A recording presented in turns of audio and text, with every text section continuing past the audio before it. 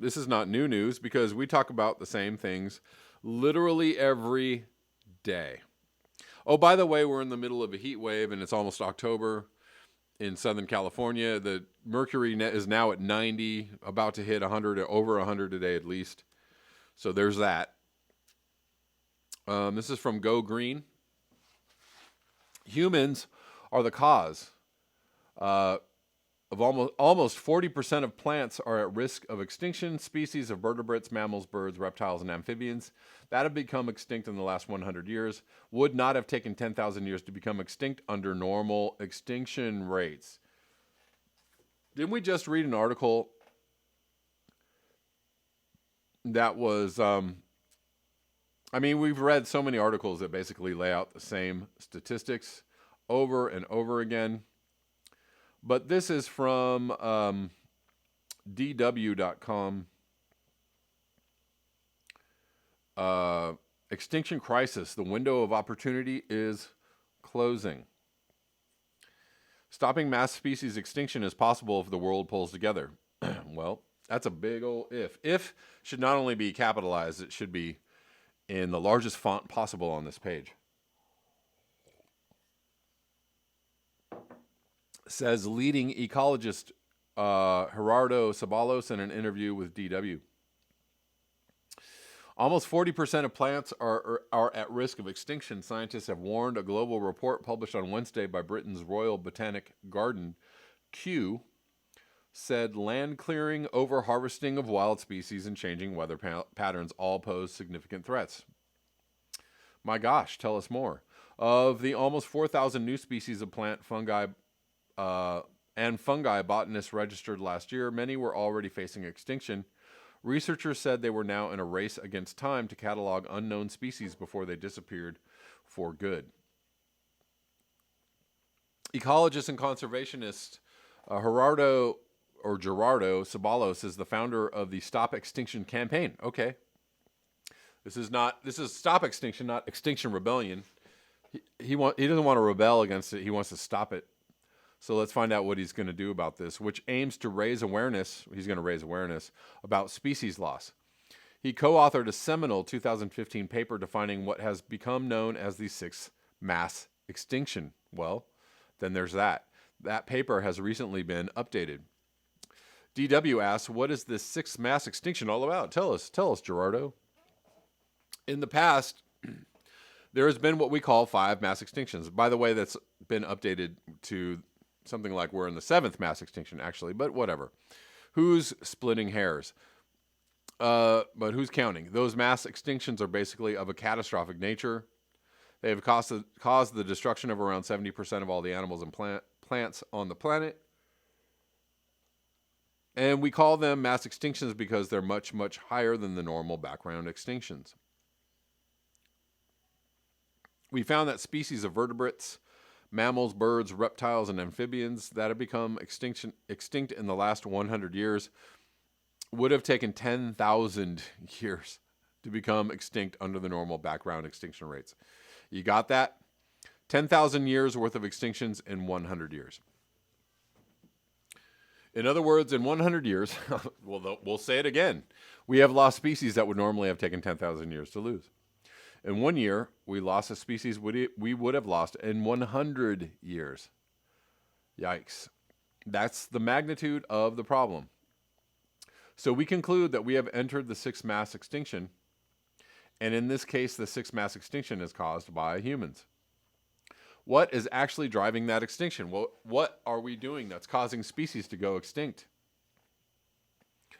The ultimate causes are basically 3 things: human population, consumption, and the use of faulty technologies like fossil fuels. Faulty? Okay. I heard they worked pretty good until they weren't so good. Things that were more easily tracked and that we can change are habitat destruction and the illegal trade, which is this gigantic enterprise run by international mafias in Mexico, the US, Europe, China, that make a gigantic profit by exploiting species. This plus things like air pollution, invasive species, and now global warming is causing the mass die-off of population and species. And what is very important to emphasize is that this sixth mass extinction is accelerating, and unless we do something, the rate of extinction will double. Double.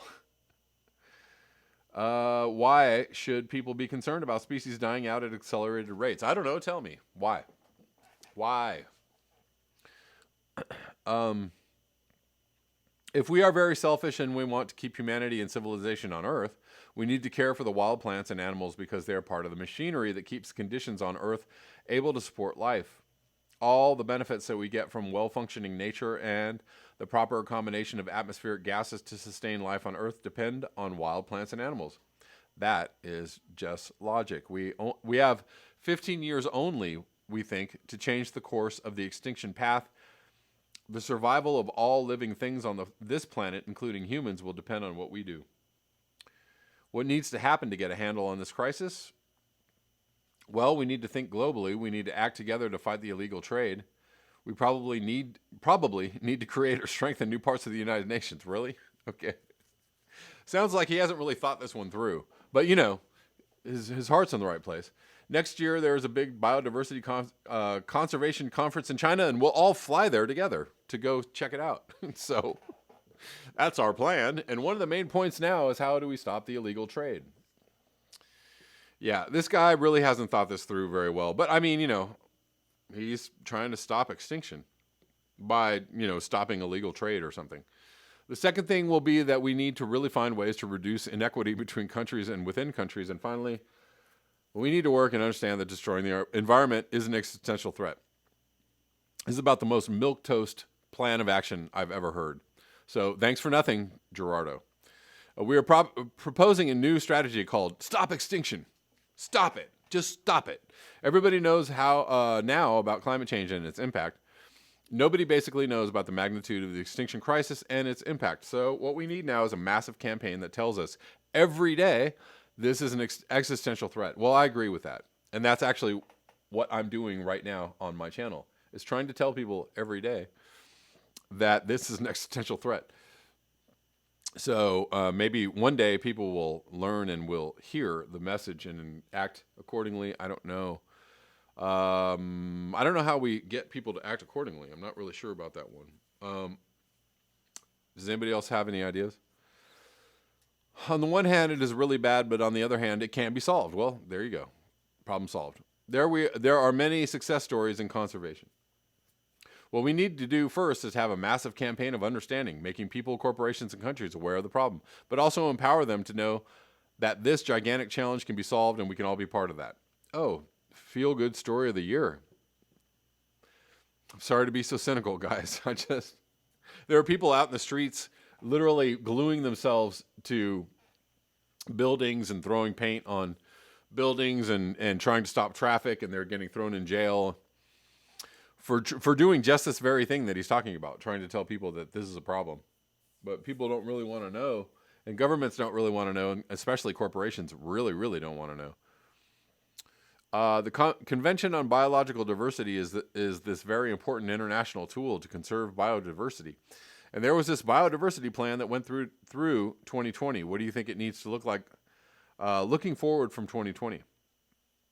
There are 3 things we need to do. 1, we need to change the rules for wildlife trade. Golly, that's going to do wonders.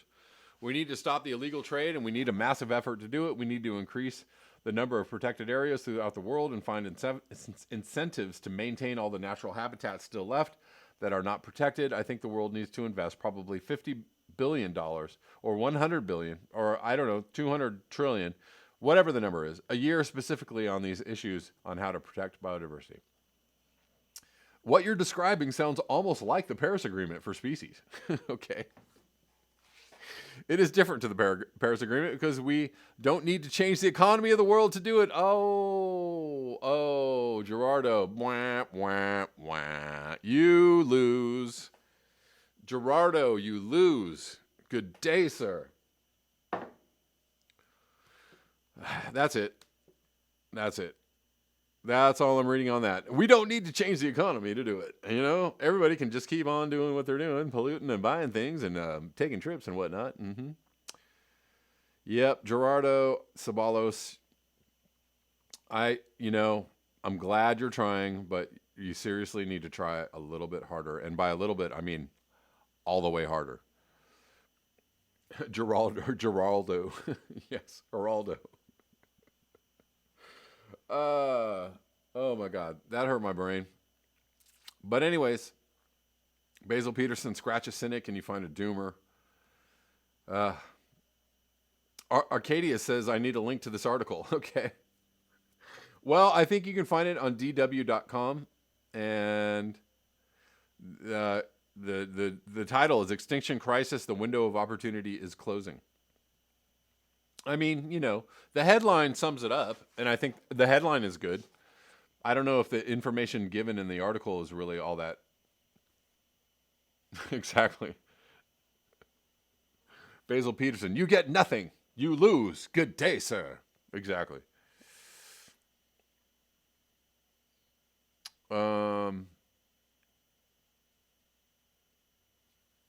Kirsten Strand says USA will never stop wearing new clothes. By the way, I want to tell you, this live stream today is coming to you with help from a good friend of the channel, Osama, number 5, sent me a device that helps my live stream be nice and smooth. It has been nice and smooth today. So thank you, Osama. I set it all up and everything is good. So I got me some smooth live streaming. Anyways, it was quite helpful indeed. Andy the Gardener, the only solution is to bring down the system. Indeed. ERC1, voting is a vote for economic growth. Indeed.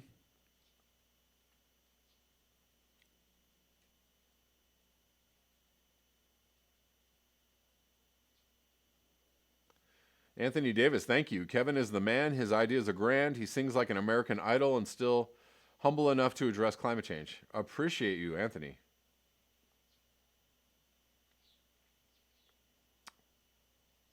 Creative experiments. Biden says he beat the socialists. Indeed. Man, the dumbest plan in the world has now turned out to be just get Biden to talk major crap about the socialists and the left and tell everybody about the things he's not going to give them. Have him repeat that until the election. Lather, rinse, repeat. I mean, I don't know. Anyways. Yeah, Osama, I don't know if you're on the stream or not, but man, this is working great. Thank you. I don't know if it's 5G or not, Alexi. I'm not sure. It's just smoothing everything out. Yeah, much improved. Much improved. Anyways. ERC1 says the only way capitalism can save us is if there's a total change in values. Where healthy nature and social connections equals wealth. Indeed. Where the profit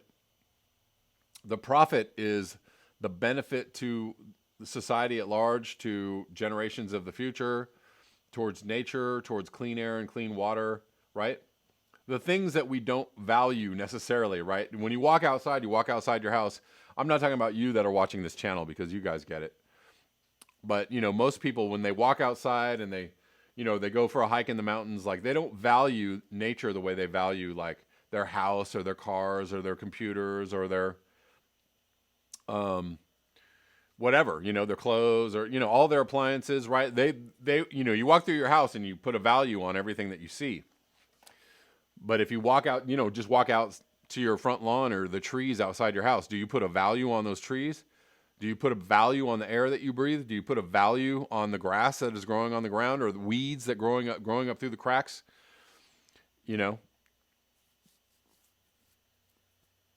It's interesting what we value. So yes, you're right.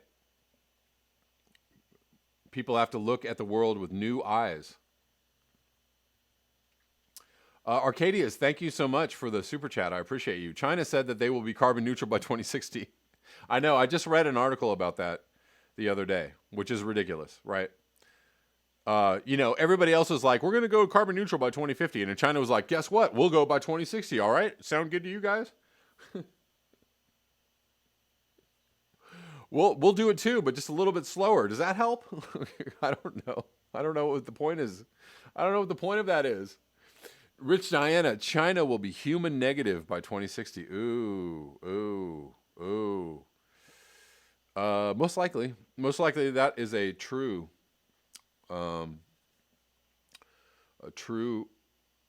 depiction of the future.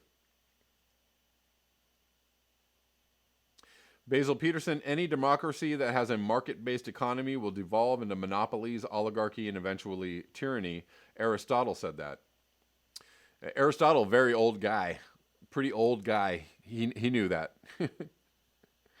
Right. Fresh, clean drinking water value. There, it actually is beyond value, beyond the value of money, right? Because that is life. Water is life. Our biosphere is life. The interplay, the interconnectedness of our, environment.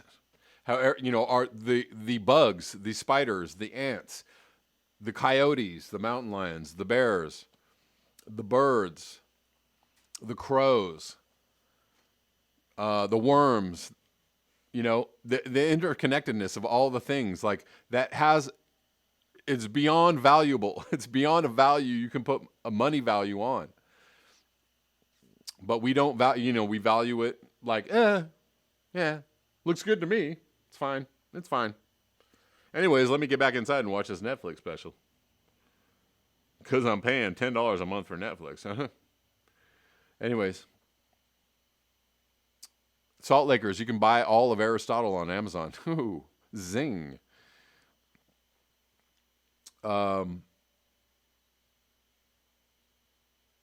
Wendy DeLeese says, having less government subsidies for fossil fuel production could be a wonderful proposal by Joe Biden in order to differentiate himself from Donald Trump. Well, it could be. They actually did that, and then they said, nah, we're not going to do that.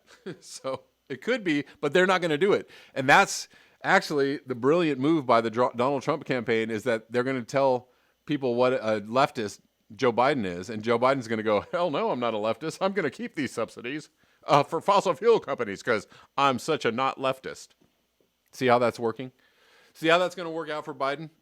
He won't do it. He won't do it. So basically, the things that Bernie Sanders stood for that would have differentiated himself, on the other end of the spectrum of good, bad, bad, good, right? The things that Bernie Sanders stood for, the things that he was proposing, would have actually made people go, huh? That sounds pretty good. F this Trump guy, right? That sounds great. All those things he stood for, we could have had. But because the entire Democratic Party said, hell no, we don't want any of those things. We're not giving anybody anything. We're going to give you Joe Biden. And Joe Biden said, hell no, that's right. I'm Joe Biden. I'm the Democratic Party. I'm not giving you anything. You see the predicament they put themselves in? And it goes even farther. I'll tell you why. Because they don't care if Trump wins. You think they care. If you actually believe that they care about beating Trump, I'm going to echo Jimmy Dore, and I'm, sorry if I hurt anybody's feelings. You're a chump. You're a chump. If you believe that they care about beating Trump, you're a chump. They don't care. They don't care because everything is fine the way it is for them. For them.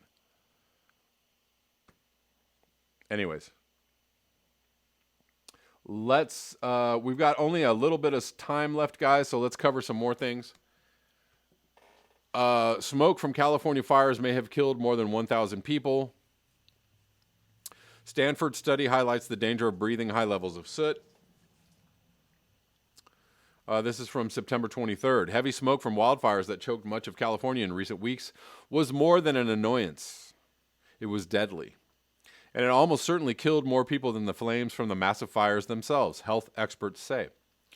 Between August 1 and September 10, the historically bad concentrations of wildfire smoke were responsible for at least 1,200 and possibly up to 3,000 deaths in California that otherwise would have not occurred, according to an estimate by researchers at Stanford University. Those fatalities were among people 65 and older, most of whom were living with pre-existing medical conditions such as heart disease, diabetes, and respiratory ailments. By comparison, through Wednesday, 26 people have died directly in wildfires this year statewide. Clean air is much more important than we realize, said Marshall Burke, an associate professor of Earth System Science at Stanford who calculated the impacts. When you look at it on a population level, you can see very clearly that breathing clean air has huge public health benefits. Let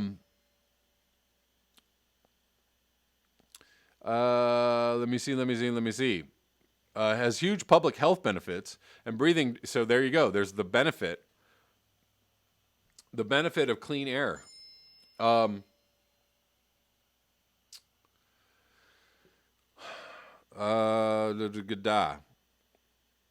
breathing dirty air has disastrous consequences, right? So what's the cost of breathing the dirty air? The cost is everything. What's the benefit of breathing clean air? Everything. There is no dollar amount that you can put on that.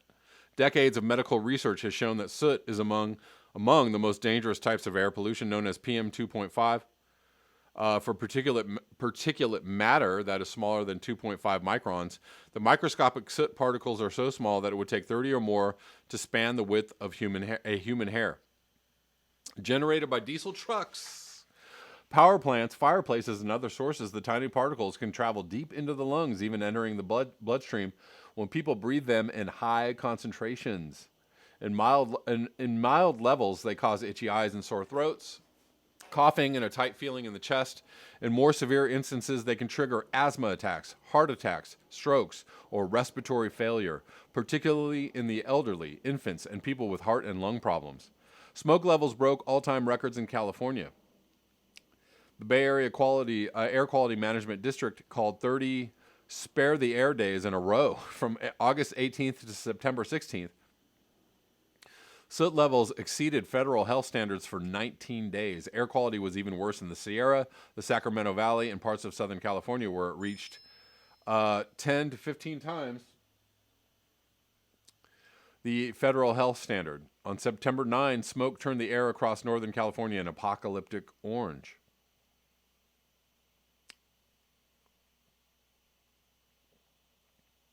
Burke and Sam Heft-Neal. Hold on one second, guys. Let's see. Yes. Burke and Sam Heft-Neal, a research scholar at Stanford Center on Food Security and the Environment, looked at a study published last year that used Medicare data to show that when levels of particulate pollution increased around the United States, the death rate of people 65 and older also increased, as did emergency room visits. Oh. You don't say.